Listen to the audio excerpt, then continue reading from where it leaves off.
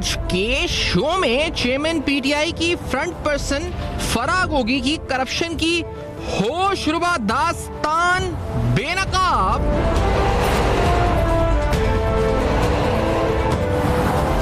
फरागोगी के जाहिरी और गैर जाहिरी असासों में 2017 से 2020 तक 4,520 मिलियन रुपए का इजाफा हुआ। ये असासे फरागोगी की जाती मिल्कियत है। एसईसीपी के रिकॉर्ड के मुताबिक फरागोगी कई कंपनियों में हिस्सेदार।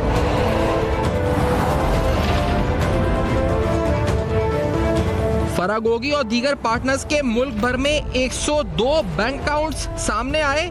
इन अकाउंट्स की कुल मालियत 14.5 अरब रुपए है।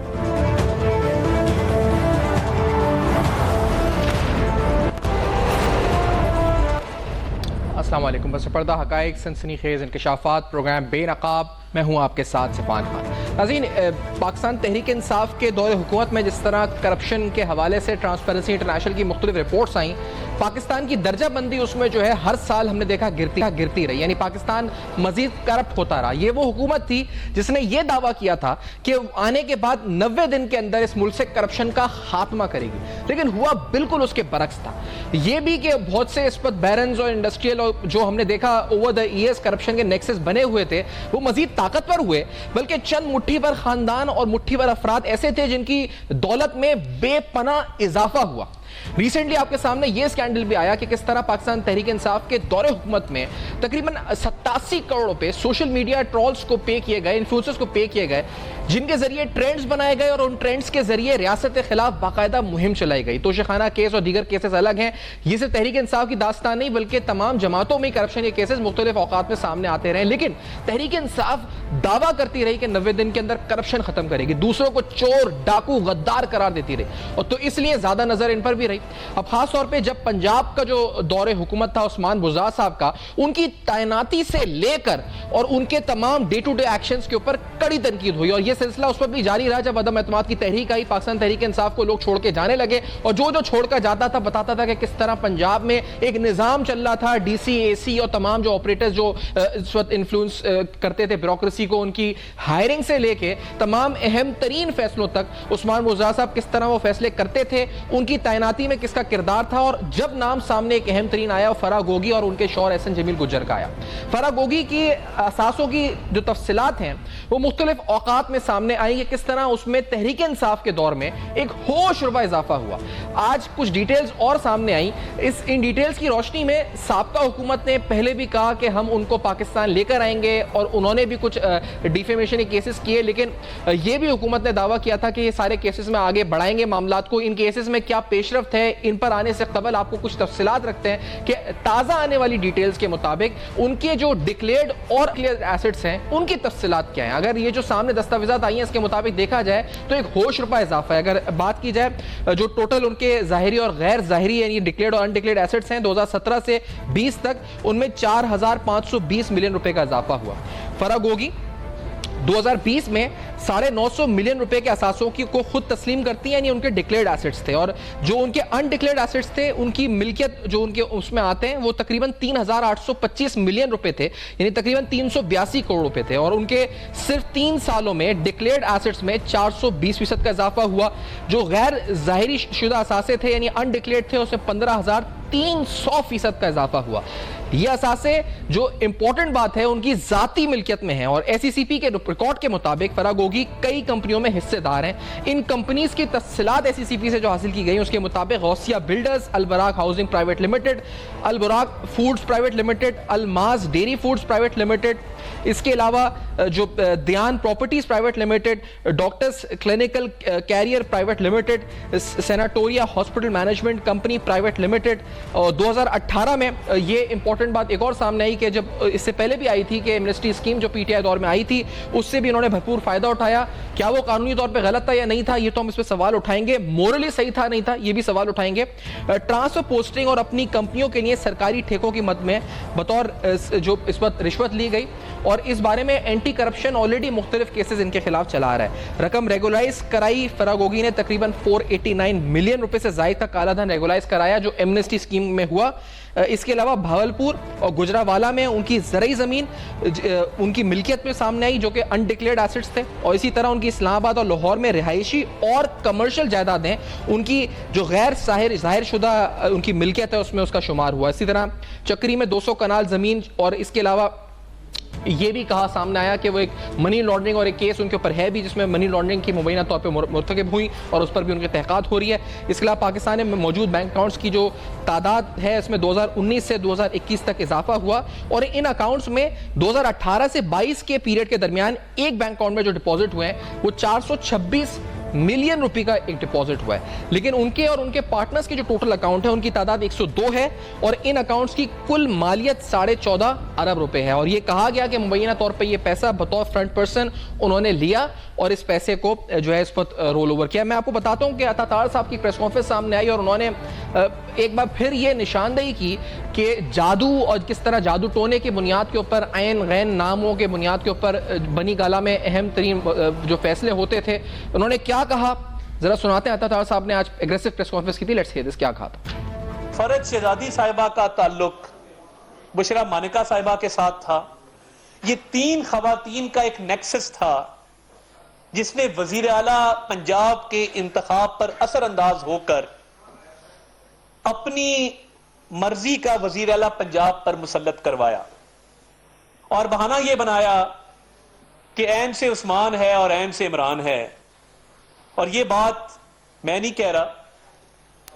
आज से चंद दिन पहले डॉक्टर मुराद राज साहब मेरे साथ एक टीवी चैनल पर बैठे थे, तो उन्होंने कहा कि मैंने इमरान खान साहब को यह बात कही कि ये जो ऐन से उस्मान और ऐन से इमरान वाली बात है ये मुनासिब नहीं है, आप इसको तब्दील कर दें। ये गलत आपको कह रहे हैं कि बुज़दार जाएगा तो आप भी जाएंगे, मगर हुआ ऐसा ही कि बुज़दार गया तो फिर इमरान खान भी गया। तो ये इस तरह की जादू टूने की तोजीहात पेश करके अपने जाती ताल्लुक की बिना पर पंजाब में जो एक्सपोनेंशियल इंक्रीज उनके एसेट्स में हुई, इसकी तफसीलात भी कुछ आपके सामने रखते हैं। अगर देखा जाए जो मैंने तफसीलात आपको दी उसमें उनके टोटल एसेट्स डिक्लेयर्ड या अनडिक्लेयर्ड उसमें जो इजाफा हुआ वो 255 मिलियन रुपए से बढ़कर 4,775 मिलियन रुपीस हुए 2020 में। और अगर इसको देखा जाए तो मजमूई तौर पर जो इजाफा है वो 1900% का इजाफा है अगर सेपरेटली डिक्लेयर्ड और अनडिक्लेयर्ड एसेट्स को देखा जाए। लेकिन इसमें इंपॉर्टेंट पॉइंट बताना यह है कि जो टोटल एसेट्स उनके इंक्रीज हुए, जो भी उनकी जो वर्थ में इजाफा हुआ, the increase was not due to the capital gains or any declared property sold, यानी जो प्रॉपर्टी कीमतों में इजाफा हुआ, कैपिटल गेन हुए, उस इजाफे की वजह से ये असासों में इजाफा नहीं हुआ है। और दूसरी अहम बात इसमें यह है कि जो उनके शेयर्स हैं, जो एसेट्स जिनका आइडेंटिफिकेशन हुई है, इसमें उनके शोहर एहसन जमील गुजर के एसेट्स नहीं है, उनके शेयर्स नहीं है, ये सोली उनके अपने यानी फराह गोगी के अपने नाम पर हैं। और assets held at possession in the name of family friends, यानी उनके ना फैमिली ना दोस्तों ना उनके शोहर के नाम पर ये एसेट्स हैं। ये सारे एसेट्स जो फहरिस्त चल रही है ये उनके अपने नाम के ऊपर है। इन एसेट्स की अगर तफसीलात आपको बताएं, इसमें एक 10 मरले का घर है DHA लाहौर में, 2 कनाल का एक घर DHA लाहौर में, 10 मरले का एक घर DHA फेस 4 लाहौर में, ये डिक्लेयर्ड एसेट्स हैं। एक दुबई में फ्लैट है हैनोवर स्क्वायर में, स्टोर इन सनप्ला ब्लॉक बहरिया टाउन लाहौर में एक इस्पत घर है, स्टोर है। 10 मरले का घर DHA 5 लाहौर में, 4 मरले का commercial plaza DHA face 6 Lahore में, 2 कनाल का प्लॉट DHA 5 लाहौर में, 2 कनाल का प्लॉट DHA 5 लाहौर में। और इसी तरह अगर कुछ रेजिडेंशियल प्लॉट्स हैं, फिर कुछ बिल्डिंग्स और हैं, फिर अनडिक्लेयर्ड एसेट्स के अंदर एक फार्म हाउस है बेदिया रोड में लाहौर, उसके अलावा एक फ्लैट है जो इस्लामाबाद में है फजल हक रोड के ऊपर, एक सूट है बलूचिस्तान प्लाजा फजल हक रोड में, एक हाउस है 16C गालिब रोड गुलबर्ग लाहौर में, एक हाउस है 51F गुलबर्ग 2 लाहौर में, 240 कनाल की एक ज़मीन है बहरिया इनक्लेव इस्लामाबाद में, 200 कनाल का एक ज़मीन जो उनकी चक्री में है। और उसके अलावा एग्रीकल्चर लैंड गुजरावाला भवलपुर में अलग है, एक पोर्श कार है, 2 और गाड़ियाँ हैं जो उन्होंने डिक्लेयर की हुई हैं। तो ये सारी तफसीलात एसेट्स के हवाले से जो है आज सामने आई हैं। जो अता तार साहब ने बात की उसमें उन्होंने एक अहम बात ये भी की थी आज कि इनकी गिरफ्तारी को यानी के लिए भी एज अ शील्ड PTI के चेयरमैन किस तरह सामने आ रहे थे और उनको अरेस्ट ना किया जाए इसकी कोशिशें थी ताकि पीछे और किस्से ना खुल जाए। क्या कह रहे थे तार साहब, जरा सुनते हैं। ये जो गैर जाहिरी और जाहिरी असासों में इतना इजाफा हुआ है, ये सिर्फ इमरान खान के 4 साल इक़्तिदार के अंदर हुआ है, उसके बगैर ये मुमकिन ही नहीं था। और मजे की बात यह है कि Imran Khan no confidence move को देखते हुए साइफर तो लहराया जो झूठी कहानी बनाई, साथ हवाई जहाज में इनको भी भगा दिया। अपने इक्तदार को खत्म होता देखकर फरहद शहजादी और फराह गोगी और एहसन जमील गुज्जर को मुल्क से फरार करवाया, क्योंकि अगर वो तहकीकाती इदारों के हाथ आ जाते तो उन्होंने फराह ने फिर फर बोलना था, और फराह ने जब फर बोलना था तो उसने तो यही कहना था कि मैं तो पब्लिक ऑफिस होल्डर नहीं हूं, मेरे पास तो कोई सरकारी ओहदा नहीं है, मुझे तो ये इमरान खान साहब ने सहूलत मुहैया की थी, मुझे तो इतनी ताकत उन्होंने दी थी कि मैं ये रिश्वत के पैसे कई अरब रुपए कमा सकूं, और मैं शेयर तो उनको देती थी, घड़ियां तो मैं उनकी बेचती थी ब्लैक मार्केट में जाके, पैसे तो मैं उनको कमा के देती थी, ताकत तो मैं उनकी इस्तेमाल करती थी। अजीम, ये सारे अहम तरीन इल्ज़ामात सामने हैं जो इससे पहले दोहराए गए हैं, क्योंकि बहुत बार पहले भी आए हैं। कुछ डिटेल्स नई सामने आई हैं, कुछ कानूनी सवालात हैं, कुछ सियासी नौयत के सवालात हैं जो इस पूरे केस और इस पूरे गठजोड़ से मुताल्लिक हैं। मेरे साथ राना अबरार साहब इस्लामाबाद स्टूडियो में सीनियर सहाफ़ी हैं जो कि तोशाखाना केस में बड़े अहम फरीक हैं। हमारे साथ जो इस वक्त उज़मा करदार साहब इस पर साथ मौजूद हैं जो कि नून लीग की सीनियर रहनुमा हैं, इससे पहले पाकिस्तान तहरीक इंसाफ में रही हैं, सीनियर सियासतदान है। उज़मा साहब बहुत शुक्रिया, आपने प्रोग्राम में ज्वाइन किया। इमरान शफीक साहब सीनियर माहिर कानून हैं, नैब कवानीन पर और पाकिस्तान के आइन पर बड़ी गहरी नज़र रखते हैं और सियासी आईनी मामलात पर हमारे साथ गुफ्तगू करेंगे। तीनों को खुशामदीद कहते हुए, इमरान शफीक साहब, ये जो अभी खुद अता तार साहब बात कर रहे थे कि she is not a public office holder, अब जो इसमें कॉन्फ्लिक्ट ऑफ इंटरेस्ट का कानून लागू होता है, इसमें मिसयूज ऑफ अथॉरिटी आती है, किस तरह नैब इन पे आगे प्रोसिक्यूट करता है, क्योंकि नैब ऑलरेडी केस लेके चल रहा है, ये नेक्सस कानूनी तौर पे कैसे एस्टैब्लिश होगा? इमरान शफीक साहब। इरफान साहब, सबसे पहले तो मुझे अभी तक ये बात किसी सोर्स से नहीं पता चल सकी कि जितनी आपने तफसीलात बताई हैं इनका सोर्स क्या है। ये क्या कोई नैब ने इन्वेस्टिगेशन की है, कोई FIA ने इन्वेस्टिगेशन की है, या ये एंटी करप्शन एस्टेब्लिशमेंट ने कोई इन्वेस्टिगेशन की है, या कोई JIT बनी थी जिसने ये इन्वेस्टिगेशन करके ये सारे दस्तावेजात, ये सारी असासों की तफसीलात सामने रखी हैं। अगर तो इसकी कोई सोर्स है किसी इदारे से तो ये पूरी रिपोर्ट की, तो फिर तो मैं इस पर कोई तबसरा करूं, लेकिन अब मुझे इसकी ये किसी ऑफिशियल सोर्स से मुझे ये चीज मालूम नहीं हो रही। तो अगर इसकी सोर्स का पता चल जाए तो उस पर ज्यादा अच्छे तरीके से बात हो सकती है।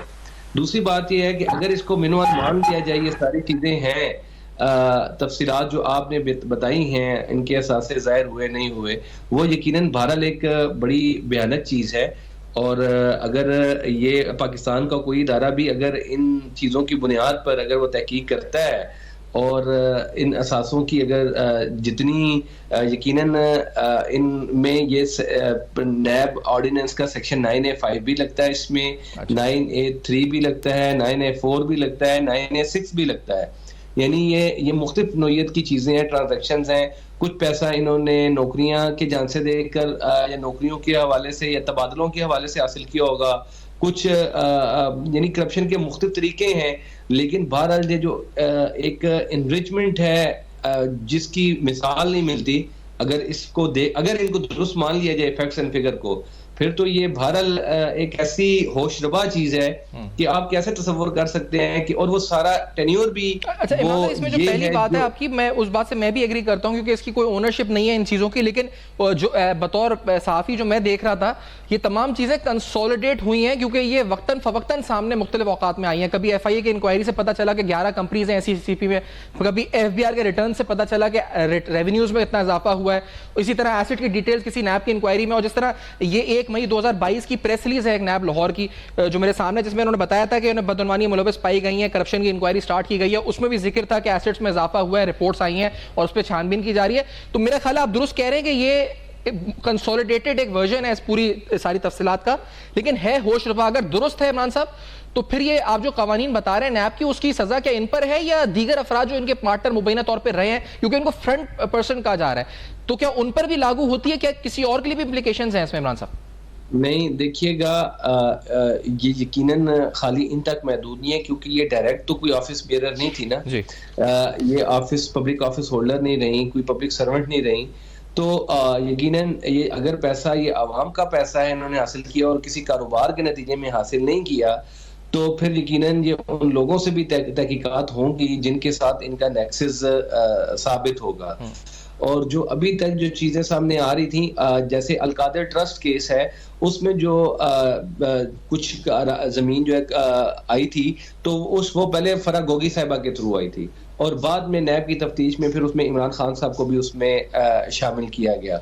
तो अगर तो ये इसी तरह बाकी इनके जो असासाजात हैं, अकाउंट्स हैं, उनकी अगर तफसीलात आती है, मुझे तो ये बात बड़ी हैरान कुन है सिफान साहब कि अगर ये काम 2018-19 से लेकर 2022 तक वो कर रही थी, तो पाकिस्तान के इदारे कहाँ सोए हुए थे? यकीनन नैब एंटी करप्शन का उसका काम है देखना। उसका काम ये नहीं है सिर्फ कि करप्शन हो जाने के बाद जो है वो, बल्कि करप्शन का सदेबाब करना और करप्शन को रोकना भी उसकी जिम्मेदारी है। और अगर ये पैसा पाकिस्तान में नहीं है, पाकिस्तान से बाहर जा रहा था, तो फिर ये स्टेट बैंक ऑफ पाकिस्तान और FIA और इसी तरह FBR का भी, अगर ये आप कहते हैं कि कंपनी FBR ने भी टैक्स भी ये जमा करवाती रही है, यानी पाकिस्तान के पास इतने इदारे हैं, पाकिस्तान की बिलखुसूस पाकिस्तान की जो खुफिया एजेंसियां हैं, जो बड़े बड़े कम से कम इमरान खान साहब और उस दौर के वजीर आला बुज़दार साहब, ये लोग तो उनके उससे बाहर नहीं थे, वो इन चीजों को देख रही थी, मॉनिटर कर रही थी। तो खाली वो इस चीज का इंतजार कर रहे थे कि पाकिस्तान का पैसा लुटता चला जाए और पाकिस्तान के खजाने को खाली किया जाए, करप्शन खुलेआम होती जाए। आपने जिन रिपोर्टों का हवाला दिया, आलमी इदारे जो है वो रिपोर्टें दे रहे थे कि पाकिस्तान में करप्शन का इंडेक्स जो है वो बढ़ता जा रहा है, तो उस वक्त जो बाहर वालों को ये पता चल रहा था, जिन रिपोर्टों का आपने हवाला दिया, तो पाकिस्तान के अंदर वाले इदारे कहां सो रहे थे? अच्छा, इसमें इमरान साहब ये बड़ा रेलेवेंट सवाल है, लेकिन एक चीज मैं आपसे, क्योंकि आपने कहा ना पब्लिक ऑफिस होल्डर खुद नहीं है।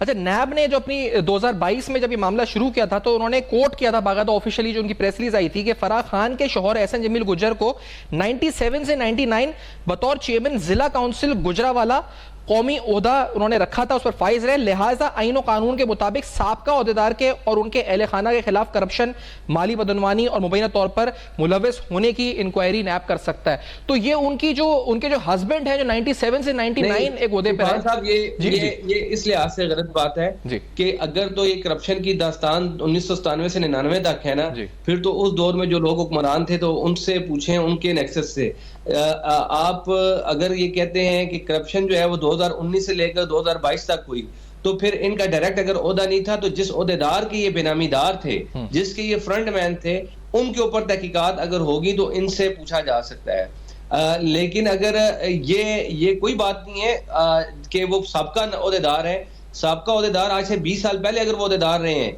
और 20 साल की उस अरसे की आप इंक्वायरी नहीं कर रहे, इंक्वायरी तो आप कह रहे हैं कि 2019 से 2022 में की जाए, सारा पैसा उस वक्त आया है, सारी करप्शन उस वक्त हुई है, तो उस वक्त अगर करप्शन हुई है और उस वक्त पैसा आया है, तो यकीनन और कोई मसला नहीं है। नैब ने अगर ये तहकीकात की है, अगर करना चाहता है, तो फराह गोगी साहिबा पर उन्होंने इमरान खान के केस में, अब्दुल कादिर ट्रस्ट वाले केस में, उन्होंने उसको वैसे भी एक लिंक एस्टैब्लिश कर दिया हुआ है। जब एक लिंक एस्टैब्लिश है, तो उसके बाद इन कार्रवाइयों को आगे बढ़ाया जा सकता है। लेकिन ये सारी कार्रवाई जो है वो क्रेडिबल सोर्स से किसी इदारे के थ्रू होना, तो वो उसकी कोई वैल्यू भी है, उसकी ऑथेंटिसिटी भी है। बाकी मुख्तलिफ रिपोर्टों को कंसोलिडेट करके अगर आप इसमें जो इमरान साहब, एक और बात ये भी है कि एक कार्रवाई एंटी करप्शन में भी चल रही है और उसमें उनकी जो कंपनीज हैं, उनके बदनवानी की इन्वेस्टिगेशन हो रही है। वहां पर कहा गया कि अहमद मंसूर नाम का एक एसोसिएट है फराह गोगी का, जिसने एक स्टेटमेंट दी अकॉर्डिंग टू द सेक्शन 161 जो anti corruption establishment Punjab under section 161, और उसमें उसने सजेस्ट किया कि that he was responsible for collecting cash from Tahir Khurshid, the principal secretary of Usman Buzdar, the former chief minister of Punjab. He then deposited these funds into various bank accounts, all at the directions of Farah Gogi. तो ये एक statement 161 की, इसकी कानूनी हैसियत anti corruption को जमा हुई है अहमद मंसूर की स्टेटमेंट, तो ये इस्तेमाल हो सकती है इनके खिलाफ, ये इनके फ्रंट मैन थे अहमद मंसूर, क्या इसका कोई कानूनी इसकी हैसियत है, सिग्निफिकेंस है? हाँ, एक 161 की स्टेटमेंट जब दौरान तफ्तीश दी जाती है, तो वो तफ्तीश के दौरान जो 161 की स्टेटमेंट है, भारत वो एक गवाह है और वो आपको एक लिंक देता है, एक आपको जरिया देता है, जिसके नतीजे में आप मजीद तफ्तीश करते हैं और वो स्टेटमेंट इनके खिलाफ गवाह की अदालत में भी इस्तेमाल हो सकती है। लेकिन वो स्टेटमेंट खाली सिर्फ इस स्टेटमेंट की बुनियाद पर किसी बंदे को सजा हो सकती है, एक अलग मैटर है। उसके लिए तो आपको मुकम्मल तफ्तीश करनी पड़ेगी। जितनी चीजें आपने बताई हैं सारी उसकी स्टेटमेंट में तो शामिल नहीं होंगी। उसमें तो इसका एक आटे में नमक के बराबर ये स्टेटमेंट है जो आपने अभी बताई। तो ये जो आप बता रहे हैं ये तो बहुत बड़ा पेंडोरा बॉक्स है। ये तो एक मुनज़्ज़म किस्म की करप्शन नजर आ रही है, एक बड़े ऑर्गेनाइज्ड अंदाज में जो है वो मुख्तलिफ अंदाज में। ये समझे आप कि अगर आपकी इस रिपोर्ट को दुरुस्त मान लिया जाए तो फिर ऐसे लगता है जैसे वज़ीर आला ऑफिस सुबह शाम जो काम कर रहा था वो काम ये कर रहा था कि इन तमाम लोगों गैंग मिलकर, आप प्रिंसिपल सेक्रेटरी की बात कर रहे हैं, आप वज़ीर आला की बात कर रहे हैं, आप प्राइम मिनिस्टर की बात कर रहे हैं, उनकी एहलिया की बात कर रहे हैं। अगर ये सारे मिलकर एक मुनज़्ज़म अंदाज में वो जब अगर काम कर रहे थे तो फर्क होगी। तो फिर इसमें एक छोटा सा रोल रह जाएगा, ये इसमें और बहुत से लोग आएंगे। लेकिन ये जिस अंदाज में आपने मुझे अभी कौम को बताया है, ये सारी चीजें लेकर आए हैं, ये हैरत की बात है। अगर आपकी इस रिपोर्ट को दुरुस्त मान लिया जाए तो अभी तक पाकिस्तान के किसी इदारे ने इस पर तफ्तीश नहीं की, इतनी कंसोलिडेट करके और इतनी रिपोर्ट नहीं बनाई। इसका मतलब यह है कि पाकिस्तान के इदारे भी इस पूरे काम में फैसिलिटेटर है। वो किस चीज से डर रहे हैं और किसका किरदार क्या था? मैं आप बड़ी दुरुस्त अहम सवाल उठा रहे हो। मैं इस पे भी हैरान हूं कि एक बैंकों में अगर उनके 102 बैंक अकाउंट्स मुख्तलिफ लोगों के थे और उसमें 14.5 अरब रुपए थे, या एक बैंक में तकरीबन 42 करोड़ रुपए आ गए, तो यहाँ तो आप 42,000 रुपए के या 4,20,000 भी जमा कराएं तो आगे से बैंक आपसे सीवीसी, टीवीसी, एसपीसी पता नहीं क्या क्या करवाता है, केवाईसी। तो यहाँ पर ये एक अकाउंट में इतनी ट्रांजैक्शंस हुई हैं, कुछ पूछगछ नहीं। मैं उस्मा करदार साहब आपकी तरफ आना चाहूंगा, आप बताएं, क्योंकि इसमें क्योंकि ये जो हम तो वो बज़ाहिर बात कर रहे हैं जो सामने लिखा हुआ है, आप क्लोजली देखती रही, आपने ऑब्जर्व भी किया। इससे पहले आपने बहुत पहले ये चीजें बेनकाब की थी, मैं आपको बताता चलूं, आपको क्रेडिट जाता है, बहुत पहले आप ये मामला लेकर आई थी। कैसे ये क्या हो रहा था, मामला कैसे चल रहा था? ये जो तकरीबन इजाफा है 15,300% का उनके असासों में, ये कैसे हुआ? आपने आपकी नजर में क्या हुआ था ये माजरा, उस्मा साहबा?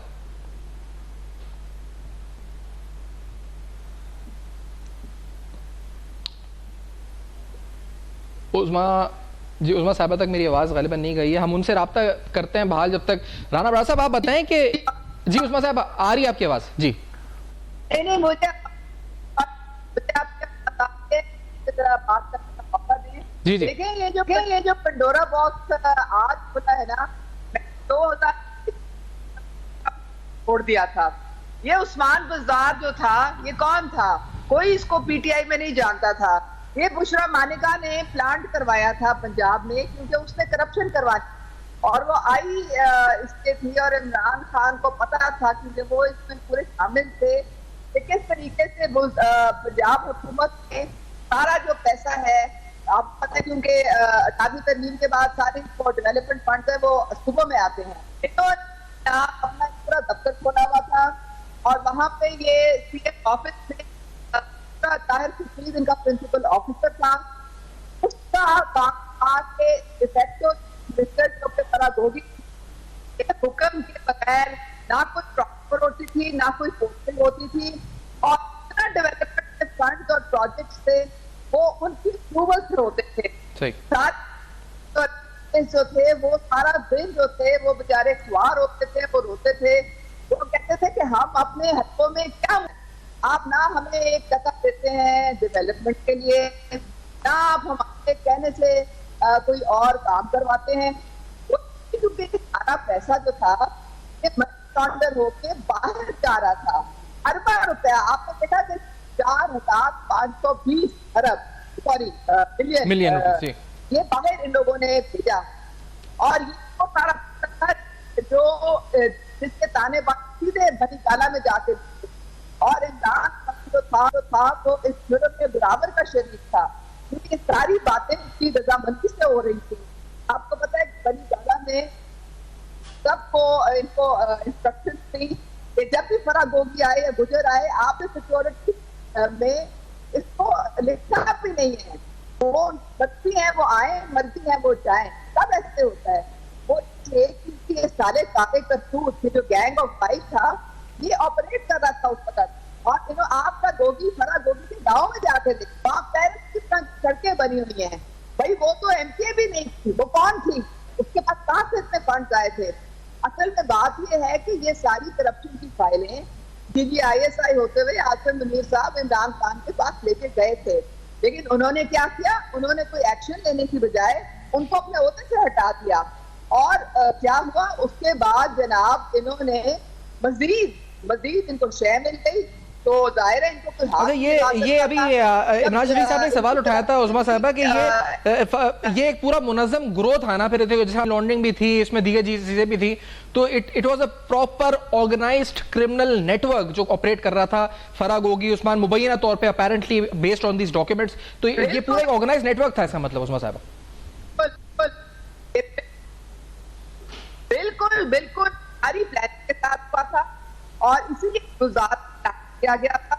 और जो चीफ मिनिस्टर थी वो तो फराह गोगी थी, और उसके हुक्म के बगैर ना कोई सेक्रेटरी अपॉइंट हो सकता था, कोई पिछले दर्जे का भी बंदा नहीं अपॉइंट हो सकता था, और हर एक की उन्होंने कीमत रखी हुई थी। जो वो कीमत अदा करता था उसको वो लेके आते थे। और ये गैंग ऑफ फाइव जो ऑपरेट कर रहा था, इसके ताने बाने सारे बनी वाला से मिल रहे थे, और वहां पे इमरान खान की ये सरपरस्ती में सब कुछ हो रहा था। तो ये एक बहुत बड़ा डाका पड़ा है पाकिस्तान की जो कौम है, उनको बहुत शदीद धोखा दिया गया है। और जब इनकी फाइलें एंटी करप्शन पंजाब में दी गई थी, उसके बाद जब ये परवेज अलाई चीफ मिनिस्टर बन के आए, सबसे पहले उन्होंने काम ही ये किया था, उन्होंने इनकी सारे केसेस जो थे, सारी फाइलें बंद करा दी थी, और ये बाहर भगोड़े हुए में, और ये कभी आएंगे भी नहीं, क्योंकि इन्होंने जितना दिया है पाकिस्तान की अवाम को और पाकिस्तान के टैक्स के पैसे को, वो उसका हिसाब अब रेड वारंट के थ्रू जब इनकी गिरफ्तारी होगी तभी ये देंगे। इन्होंने तो अंधी मचाई हुई थी, कोई इनको पूछने वाला नहीं था, और जो इनके रास्ते में आता था वो उसको रास्ते से हटा देते थे। आप मुझसे पूछें, मैंने जब इनको एक्सपोज किया था तो ये मेरे पीछे चाकू छुरियां लेके पड़ गए थे। इन्होंने कहा था कि ये होती कौन है ये बात करने वाली, लेकिन आप देखें तो सही, फायदा किसको हुआ? मालिका खानदान को। उनके सारे बच्चे पे बेंटलेस चलाते हैं इस वक्त, कहाँ से आया है सारा पैसा? और अब आपने देखा है कि काले धन को सफेद करने के लिए उन्होंने हर जगह प्रॉपर्टीज ली है, और वो सारी मैं प्रॉपर्टी की लिस्ट देखकर ही हैरान हूँ कि जिस तरह से एग्रीकल्चर है, डिक्लेयर्ड है, अनडिक्लेयर्ड है। एक ब्रेक की तरफ जाना है हमें इस वक्त उस्मा साहबा, इस ब्रेक के बाद हम आते हैं और आके राना साहब आपका पॉइंट ऑफ व्यू भी साथ हैं आफ्टर दिस ब्रेक। कुछ और अहम सवालात, कड़े सवालात जो इस मामले से उठते हैं आफ्टर दिस ब्रेक, बेनकाब में हमारे साथ रहिएगा।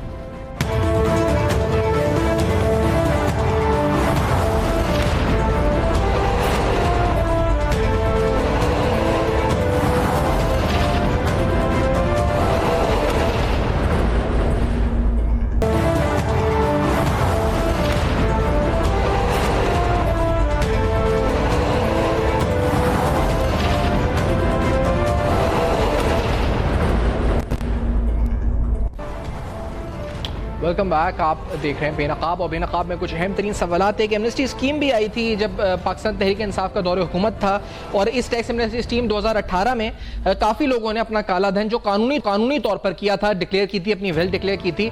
इस रिपोर्ट में और जो तफसीलात इससे पहले भी फराह गोगी के हवाले से आई हैं, उसमें तफसीलात थी कि इन्होंने ये मुस्तफ़ीद हुई थी, इनसे सवाल ही पूछा गया तो उन्होंने कहा था इसमें कोई कानूनी कद्दन नहीं थी। आज अता ताड़ साहब भी इस पॉइंट को रेस कर रहे थे। उन्होंने क्या कहा था? अता ताड़ साहब ने जो एमनेस्टी स्कीम के हवाले से फराह गोगी की क्या कहा था? इमरान और वजीर आजम टैक्स एमनेस्टी स्कीम का ऐलान किया था 2018 में। क्यों किया था? इसलिए नहीं किया था कि बिजनेस कम्युनिटी को फायदा हो, इसलिए किया था कि फराह गोगी को उस टैक्स एमनेस्टी में काला धन डिक्लेयर करने का मौका दिया जाए। 48 करोड़ रुपया, ये रिकॉर्ड की बात है कि टैक्स एमनेस्टी स्कीम में फराह गोगी ने डिक्लेयर किया, और वो 48 करोड़ रुपया इमरान खान साहब की बदौलत उन्होंने डिक्लेयर किया कि ये हम डिक्लेयर करना चाहते हैं, इस काले धन को हम सफेद करना चाहते हैं, ब्लैक मनी को हम व्हाइट करना चाहते हैं। तो मुझे तो ये समझ नहीं आती कि आपने ये टैक्स एमनेस्टी स्कीम आप लाए, इमरान न्याजी साहब लाए, लोगों को ये बेवकूफ बनाया। तो ये voluntary declaration of domestic ordinance asset ordinance 2018 का हवाला दिया जा रहा है। इस रिपोर्ट में भी लिखा गया कि तकरीबन 48 करोड़ रुपए इन्होंने, लेकिन इल्जाम यह है कि किकबैक के जरिए कमाया मुबैना तौर पर, और उसको इन्होंने इस वक्त वाइट किया इस एमनेस्टी स्कीम के अंदर। और ये वही 161 सेक्शन के तहत जो बयान एक रिकॉर्ड हुआ है जिसमें कहा गया कि जो नेक्सस था मुबैना तौर पर प्रिंसिपल सेक्रेटरी और सीएम और फिर उसके बाद फराग होगी का, कि वहां से किकबैक्स आते थे, ट्रांसफर पोस्टिंग में ज्यादातर ये अमाउंट आती थी। अलीम खान साहब भी इल्जाम लगा चुके हैं और दीगर रहनुमा भी इल्जाम लगा चुके हैं। राना अबरार साहब, ये कितने संगीन नौयत के इल्जाम हैं, हुकूमत इन पर क्या कर रही है? और जिस तरह इमरान शफीक साहब ने सवाल उठाया है कि क्या कोई जो तहकीकाती इदारे उस वक्त सो रहे थे, कहां थे, क्या हो रहा था जब ये सब कुछ चल रहा था? राना अबरार साहब जी थैंक यू। मैं ये पहले एमनेस्टी स्कीम के बारे में बता दूं कि आपको याद होगा कि जब पीटीआई की गवर्नमेंट आई थी 2018 में, तो मुसलसल डिले किया गया था आईएमएफ के पास जाने के लिए। सारे मुआशी माहिरीन ये कह रहे थे, तकाजा कर रहे थे कि मईशत का बहरान मजीद गहरा होता जा रहा है, मईशत मुश्किलात की दलदल में फंसती जा रही है, हुकूमत को जल्द अज जल्द आईएमएफ से रजू करना चाहिए। लेकिन हुकूमत पाकिस्तान मुसलसल डिले कर रही थी आईएमएफ के पास जाने के लिए। तो उसकी एक बहुत बड़ी वजह थी जो आज आप ये डिस्क्लोज कर रहे हैं कि एमनेस्टी स्कीम के तहत किस किस ने फायदा उठाया। इमरान खान ने भी फायदा उठाया है एमनेस्टी स्कीम में, ऑन द रिकॉर्ड है ये, और पीटीआई के दीगर लोगों ने भी फायदा उठाया, फराग होगी ने भी फायदा उठाया। उसकी वजह यह है कि आईएमएफ की एक बेसिक कंडीशन थी कि एमनेस्टी स्कीम आप नहीं देंगे, लिहाजा उस वक्त की फेडरल गवर्नमेंट ने यह सोचा कि इस पहले एमनेस्टी स्कीम कंप्लीट कर ली जाए, उसके बाद आईएमएफ के पास जाया जाए, क्योंकि जब हम आईएमएफ के पास जाएंगे तो एमनेस्टी स्कीम नहीं दे सकेंगे। नंबर एक तो बात यह है। नंबर दो यह है कि बिलाशुबा इमरान शफीक साहब के कंसर्न जायज हैं कि ये मामला डिले क्यों हो रहा है। जो वफाकी तहकीकाती इदारे हैं, खास तौर पर नैब है और एफआईए है या अच्छा, लेकिन ये जो राना साहब बात है इसमें कि ये गैर कानूनी तो नहीं था अगर एमनेस्टी स्कीम से मुस्तफीद हुए। हाँ, इसको इस्तेमाल किया गया गलत नीयत के साथ, इल गॉटन वेल्थ के लिए, लेकिन वाज इट इलीगल? ये गैर कानूनी तो नहीं करार पाएगा?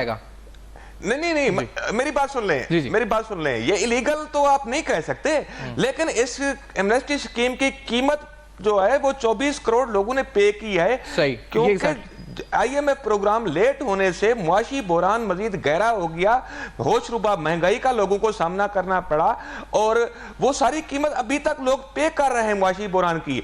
अगर ये एमनेस्टी स्कीम वाला चक्कर ना होता तो हुकूमत 6 महीने पहले आईएमएफ के पास रजू कर चुकी होती और हमें शायद मुआशी बहरान का सामना ना करना पड़ता। मैं ये पॉइंट रेज कर रहा हूं। सही, ठीक है। और दूसरा, आप कह रहे हैं कि इन्वेस्टिगेशन के जो इदारे हैं, अगर वो तहकीकात आपको लगता है कि सिमत में सही जा रही है, ये कब तक मंतकी अंजाम तक पहुंचेगी? कोई और ऐसी इत्तलात है इस तहकीकात या ज़राए के हवाले से? मेरी बात, क्योंकि फरा तो इससे पहले इनकार कर चुकी है, बल्कि डिफेमेशन के केसेस ही फाइल कर चुके हैं कुछ लोगों के खिलाफ। मेरी बात सुने, बात यह है कि आप खुद कह रहे थे, इमरान शफीक साहब से जब रही थी कि ये कोई नए फैक्ट्स नहीं हैं। ये अलग अलग अक्सर ज्यादातर फैक्ट्स, इसमें 90% पहले सामने आ चुके हैं। ये एक कंसोलिडेटेड फैक्ट स्टोरी है। इसमें क्लियर जो क्रक्स है ना इसका, 95 करोड़ रुपए के जाहिर शुदा असासे, डिक्लेयर्ड असासे, उनमें 4 अरब 52 करोड़ रुपए का इजाफा हुआ है 2 साल के दौरान। ठीक है, अब मुझे बताएं, मुझे भी कोई कारोबार बताएं यार, आप भी कोई कारोबार ऐसा करें जिससे 95 करोड़ रुपए के असासे में मजीद 4.5 अरब रुपए ऐड हो जाए। तो बेसिकली ये 20% की कमीशन एजेंट हैं ये खातून। आपको जो मैं बात कहने जा रहा हूं वो कुछ और है। ये जो इतने होशरुबा फैक्ट्स हैं, ये 20% की कमीशन एजेंट के हवाले से हैं। 80% तो हुक्मरानों को जा रहा था, हर जगह पर हिस्सा जा रहा था। वो चाहे सीएम पंजाब उस्मान बुज़दार हूं, वो बनी गाला का जिक्र जो मैडम वो कारदार साहिबा कर रही थी, ये सब जगह पर हिस्सा जा रहा था। मैं एक जल्द ही एक और स्टोरी भी ला रहा हूं जनाब इमरान खान के हवाले से, और वो उसी को रिफ्लेक्ट करेगी कि उनके असासे ऐड हुए हैं, ऐड अप हुए हैं, लेकिन उन्हें डिक्लेयर नहीं किए हैं।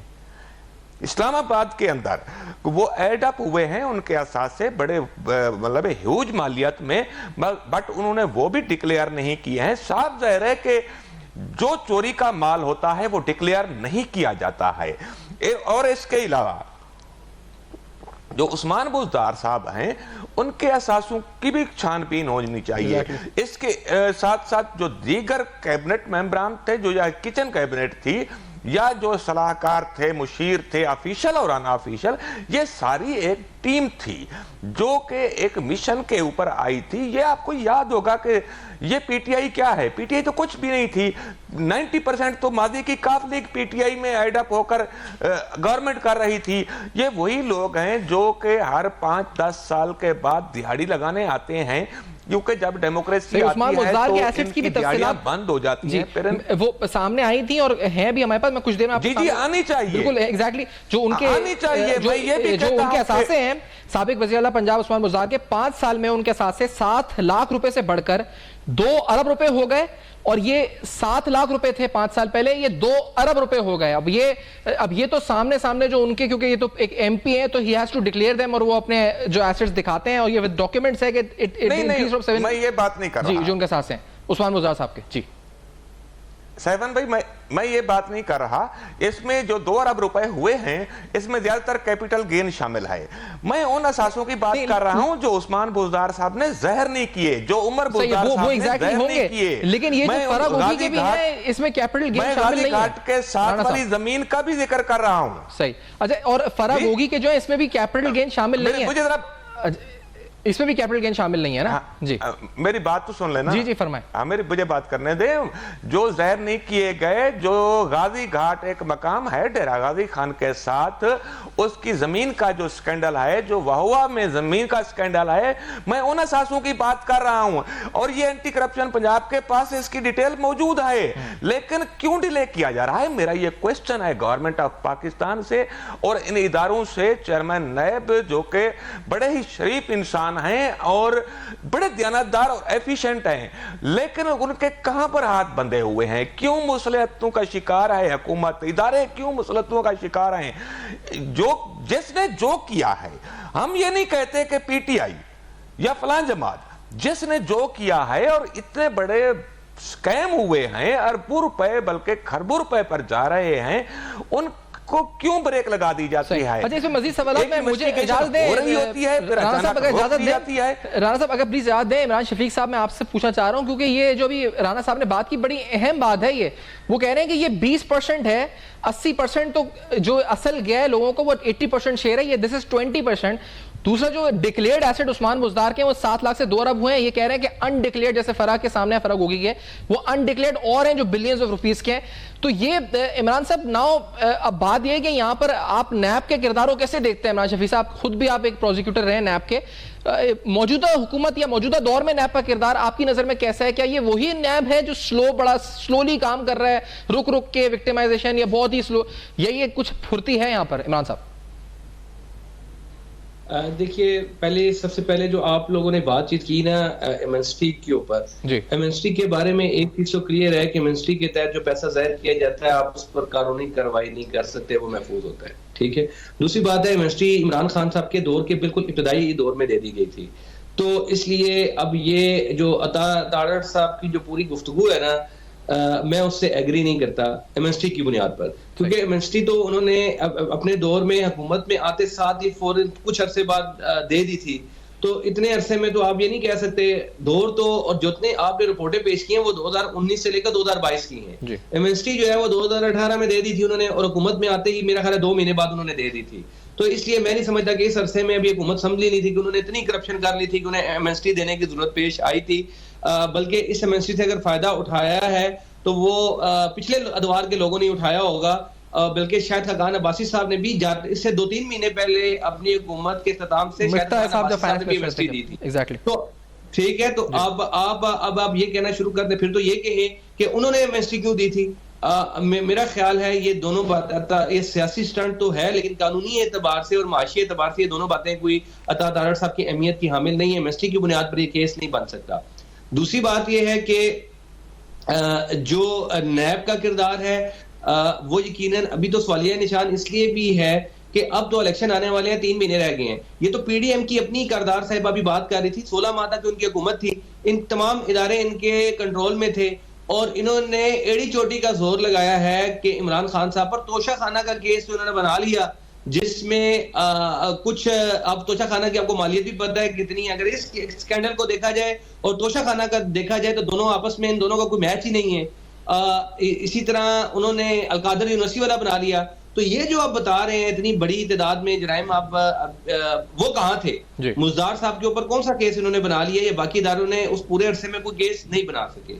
अब इलेक्शन से 3 महीने पहले मैं नहीं समझता कि इस तरह का केस बनाना किसी के ऊपर या उसके ऊपर कोई आप पाकिस्तानी अवाम के ऊपर कोई अच्छा तासुर बना नहीं, लेकिन ये एक बात इमरान साहब मैं आपको बताऊं कि जो फरागोगी की तफसीलात आई थी 2022 में सामने, तो मैं जिस तरह बता रहा हूं कि नैब लाहौर ने 1 मई 2022 यानी काफी अरसा कबल, ये जो है तकरीबन 1.5 साल कबल जो है प्रेस रिलीज में कहा था कि हमने इंक्वायरी का आगाज कर दिया है। तो ये फरागोगी वाला केस और उसी दौरान पर एंटी करप्शन के केसेस ही बने थे 2022 के दौरान ही जब इनकी गवर्नमेंट थी। तो ये फिर हम ये तो नहीं कह सकते कि इलेक्शन से 3 माह कबल ये केसेस बने। ये केस तो पुराना है फरागोगी वाला। नहीं, नैब के कानून के मुताबिक जब नैब किसी केस में इंक्वायरी शुरू करता है तो 4 महीने के अंदर वो करनी होती है। जी ठीक है, सारे इदारे नैब के, ये एससीसीपी की रिपोर्ट है जो आप बता रहे हैं, जो एफबीआर की आप बता रहे हैं चीजें हैं, जो प्रॉपर्टी का रिकॉर्ड बता रहे हैं, डॉक्यूमेंटेड चीजें सारी, इनको इकट्ठा करने ने नैब ने कोई 1.5 साल लगा दिया। मेरा ख्याल है कि ये चीजें इस तरह नहीं है। इसकी भी वजाहत करें इमरान साहब कि 4 माह का जो ये है लिमिट है, ये कानूनी तौर पे मैंडेटरी है फॉर नैब, क्योंकि इस बुनियाद पे तो फिर मेरे ख्याल से बहुत से केसेस ही जो नैब, मेरा नहीं ख्याल कि कोई भी केस ऐसा है जो 4 महीने में नैब ने कंक्लूड किया या इंक्वायरी से इन्वेस्टिगेशन में ट्रांसफर किया, बहुत ही कम रेशो होगा ये। तो ये इज इट लीगली मैंडेटरी? इसके बाद क्या केस का स्टेटस कम हो जाता है या क्या इसकी वो है प्रोहिबिशन, इस पे क्या इसकी कॉन्सिक्वेंस है? मेरी नजर में तो वैसे इसका कोई कॉन्सिक्वेंस नहीं होना चाहिए, नहीं है सही। लेकिन कानून नैब को पाबंद करता है कि आप 4 महीने में इंक्वायरी मुकम्मल करेंगे। उसका एक फायदा ये हो जाता है कि अगर मुल्जिम गिरफ्तार है तो अगर 4 महीने में नैब ने अपनी इन्वेस्टिगेशन मुकम्मल नहीं की तो वो बहरहाल बरी होने का उसका चांस बन जाता है। या आपने उसके एसेट फ्रीज कर रखे हैं और 4 महीने तक अगर आपने अपनी इन्वेस्टिगेशन चीजें मुकम्मल नहीं की तो बहरहाल वो अपने फ्रीज एसेट की बुनियाद पर थोड़ा सा वो फायदा हासिल कर सकता है। अदरवाइज केस पर मेरा नहीं ख्याल कि कानून में ऐसी कोई है कि अगर 4 महीने में कंक्लूड नहीं किया तो वो केस को खत्म समझा जाएगा। उस्मा साहब आप प्लीज इस पे कुछ कहना चाहेंगे क्योंकि ये बड़ा अहम मामला है। राना साहब आपकी तरफ ही मैं आता हूं, लेकिन उस्मा साहब के ये जो इमरान साहब ने सवाल उठाया कि जो पिछले 16 माह थे इस दौरान इन केसेस में मीनिंगफुल डेवलपमेंट क्या हुई आपके दौरे, जो पीडीएम का दौरे हुकूमत था उसमें, और अगर नहीं हुई तो उसकी वजह क्या थी, और अब आप नैब के किरदार से मुतमईन है उस्मा साहब? देखिए बात सारी ये है कि पाकिस्तान की कौम के साथ एक बहुत बड़ा धोखा हुआ है, बहुत बड़ा खिलवाड़ हुआ है। 20 साल जो इमरान खान ने कहा जी मैं करप्शन के खिलाफ जंग लड़ रहा और मैं करप्शन के खिलाफ जो है मैं आऊंगा और मैं सारी करप्शन खत्म कर दूंगा, अब तो ये नजर आ रहा है कि वो पीएम बने ही मकसद के लिए थे कि जितनी वो ज्यादा करप्शन कर सकते हैं, जितना वो माल बटोर सकते हैं, लूट सकते हैं, वो दोनों हाथों से उन्होंने लूटा। और उसके लिए उन्होंने सबसे ज्यादा जो प्लानिंग थी वो पंजाब में की। गुलजार को तो कोई नहीं जानता था, वो तो बुट्टा मानिका का कैंडिडेट था। वो आया और उसने जनाब हर डेवलपमेंट का प्रोजेक्ट, हर जितना भी डेवलपमेंट का फंड था वो सारा फरागोगी के इख्तियार में था और वो वहां से बंद होकर बाहर चला गया। किसी एमएनए को, किसी एमपी को इन्होंने एक टका नहीं दिया, कोई सदन बना। तो ये सारी एक छोटी समझी स्कीम के तहत हुआ और जब इनकी गई है हुकूमत पंजाब में तब ये खुल के मामला एंटी करप्शन पंजाब को दिया गया, कब्जा जवाब पाए। फिर एंटी करप्शन पंजाब ने ये ऊपर जब शुरू किया कार्रवाई और रेड वारंट वगैरह की तरफ वो बढ़ने लगे, क्योंकि ये तो भाग गए थे, ये तो रूपोश हो गए थे, बाहर चले गए थे दोनों फरागोगी और उसका क्या। फिर ये हुआ कि जनाब को चीफ के आगे परवेज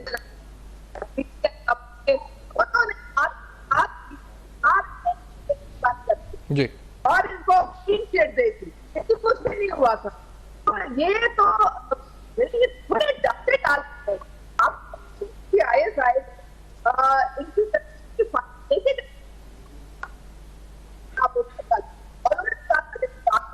अच्छा, मेरे ख्याल से आप इनको उस्मा साहब को मैं रिकनेक्ट करना पड़ेगा क्योंकि आवाज मुझे बहुत कट कट के आ रही है।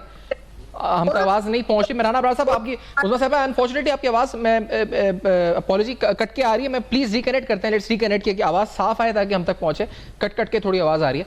राना साहब जी आप कुछ कहना चाह रहे हैं, तो उस पर मुझे राना साहब इस पर जरूर रोशनी डालें कि राना सनाउल्लाह साहब ने ये बात मई में कही थी, यानी कुछ माह कबल कही थी कि वो पाकिस्तान वापस लाने के लिए इनको फराह गोगी को कानूनी तौर पर हुकूमत जो है वजारत दाखिला में जब वो थे वो कार्रवाई कर रही है। तो उस कार्रवाई का क्या बना? क्या अब कुछ हो सकता है? क्या इनको पाकिस्तान वापस लाया जा सकता है? किस तरह लाया जा सकता है? राना अबरार साहब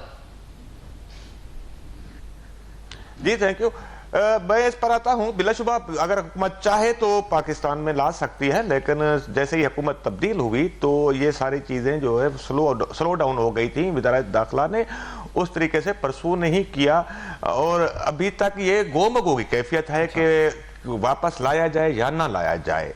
तो मैं इमरान शफीक साहब जो बात कर रहे थे ना, देखें कि ये बात सारी दुनिया मानती है कि उस वक्त इकोनॉमिक एक्सपर्ट चीख रहे थे, इंटरनेशनल रेटिंग एजेंसियां अलार्म दे रही थी, खबरदार कर रही थी कि पाकिस्तान को जल्द अज जल्द IMF के पास जाना चाहिए, वरना इकोनॉमिक क्राइसिस सीवियर हो जाएगा, मजीद गहरा होता जाएगा और नाकाबिल तलाफी नुकसान हो सकता है। लेकिन उस वक्त की फेडरल गवर्नमेंट जो कि PTI की थी, इमरान खान की सरबराही में, वो मुसलसल डिले कर रही थी IMF के पास जाने के लिए, और दूसरी तरफ वो एमनेस्टी स्कीम चल रही थी। बात ये नहीं है कि कितने महीने हुए थे हुकूमत को और कितने महीने नहीं हुए थे, उस वक्त वजारतें बांटी जा रही थी हमारे सामने, हमारे बहुत सारे जर्नलिस्ट दोस्तों के सामने। वो उस वक्त भी चेमे गोयां बहुत सारी हो रही थी कि कौन सी वजारत कितने पैसों में बिक रही है, कौन सा ओहदा कितने पैसों में बिक रहा है, ये सारी चीजें उस वक्त भी हो रही थी। ये नहीं है कि करप्शन करने के लिए 5 साल पूरे करने चाहिए, 4 साल पूरे करने तो चले एक मामला मामूली सा है ना, 48 करोड़ रुपए का, यहाँ पे तो 14 अरब रुपए के बैंक अकाउंट सामने आए हैं, 42 करोड़ रुपए की ट्रांजैक्शंस बैंक में सामने अपने अकाउंट में आई हैं, उनके बेशुमार बेपनाह एसेट्स हैं। तो ये तो आप सही कह रहे हैं कि आपका जो नुक्ता नजर इस पर रजिस्टर हुआ कि एमनेस्टी स्कीम वाले मामले पर, तो ये आपने जो भी कहा कि हुकूमत की, मौजूदा हुकूमत की अब क्या कोशिश नहीं है इनको वापस लाने की या कानूनी कार्रवाई आगे बढ़ाने की? राणा साहब नहीं, मौजूदा हुकूमत गोमको की कैफियत में आ जाती है, एक बार फैसला कर लेते हैं, उस फैसले के ऊपर फिर थोड़ा सा पीछे हट जाते हैं, खामोशी हो जाती है, पूरी तरीके से एग्जीक्यूशन नहीं होती, थोड़ी सी ये मुझे लगता है कि गोमको की कैफियत चल रही है और हुकूमत को इस गोमको की कैफियत से बाहर निकलना चाहिए। अब ये नहीं हो सकता ना कि जिस तरीके से 9 मई हुआ है और उसके बाद भी कई वाकयात हो चुके हैं कि PTI की तरफ से किसी भी मौके को छोड़ा नहीं जा रहा, मुल्क के साथ, मुल्क के ऊपर अटैक करने। अभी पिछले दिनों की बात है, चंद दिन पहले की बात है, जब मियांवाली एयरबेस का इशू हुआ टेररिज्म अटैक का, तो सोशल मीडिया के ऊपर PTI के झंडे लगाकर लोग जो बाहर बैठे हुए हैं वो एक जश्न मना रहे थे और फेक वीडियो साथ लगा रहे थे। तो इस ऐसी जमात के बारे में क्यों गोमगो की कैफियत है? एक ही बार डिसीजन कर लेना चाहिए। आपकी लाइन डिस्कनेक्ट हुई थी आपकी तरफ, यही सवाल आपकी तरफ लेकर, क्योंकि आप कह रही थी कि जो केसेस बने वो, लेकिन क्या आप भी समझते हैं कि मौजूदा हुकूमत ने वो पेस स्लो कर दिया केसेस का, या जो बातें सामने जिस तरह आ रही हैं उस हिसाब से कानूनी कार्रवाई नहीं हो रही है कम से कम? उस्मा साहिबा देखिए, मैं आपको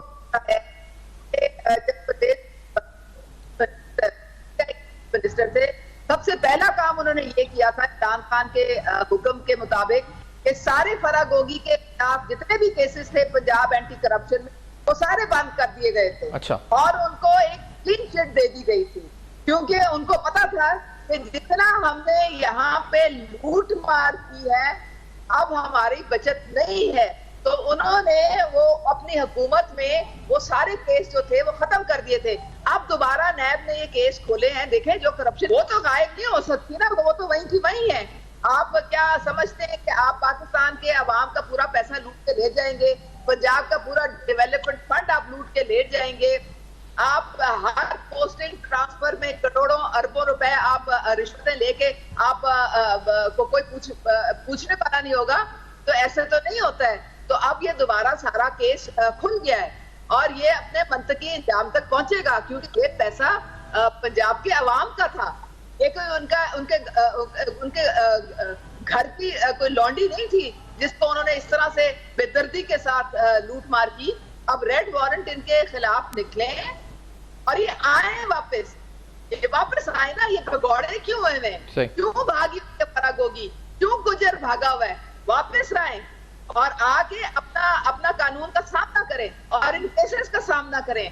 और अब ये केसेस बंद नहीं होने वाले, इन केसेस को मंतकी इंजाम तक पहुंचाया जाएगा क्योंकि इन्होंने ये, और इमरान खान का जिम्मेदार है, सब चीजें इमरान खान के नाक के नीचे हुई, उसकी रजामंदी से हुई और उसके बकायदा हुक्म से हुई।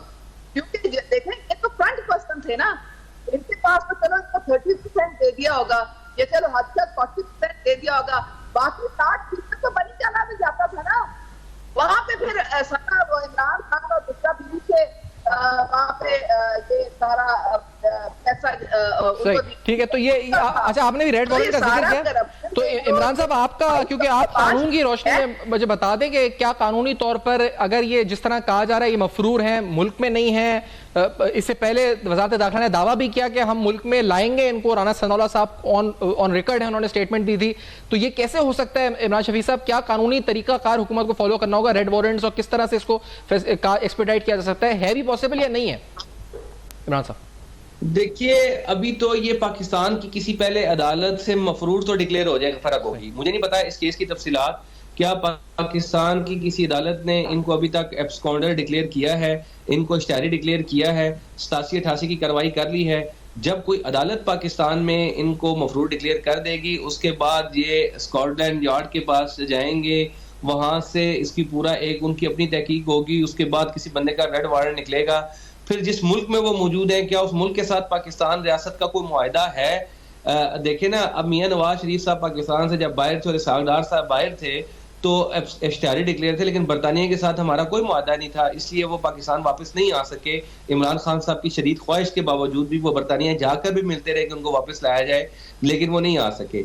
इसी तरह फराह गोगी साहबा का भी यही होगा। पहली बात है, फराह गोगी वापस आए का मुतालबा करना बड़ी अजीब सी बात इसलिए है कि वो कोई पोलिटिकल लीडर तो है नहीं है कि जिसको आप ये स्लोगन लगाते हैं कि आए ना पाकिस्तान में आके मुकदमात का सामना करें अगर अवामी नुमाइंदे बनते हैं। वो अवामी नुमाइंदा ही नहीं है, वो एक अगर फ्रंट मैन भी है तो जैसे तैसे भी है, बहरहाल वो एक प्राइवेट पर्सन है।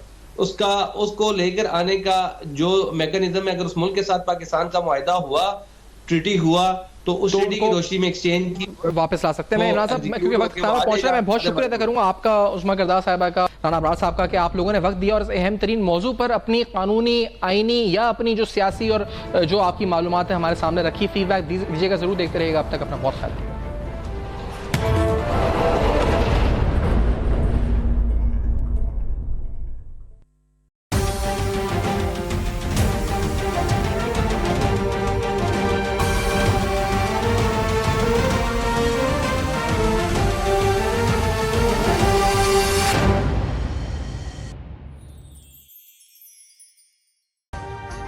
अभी सब्सक्राइब करें ताकि कोई खबर रह न जाए।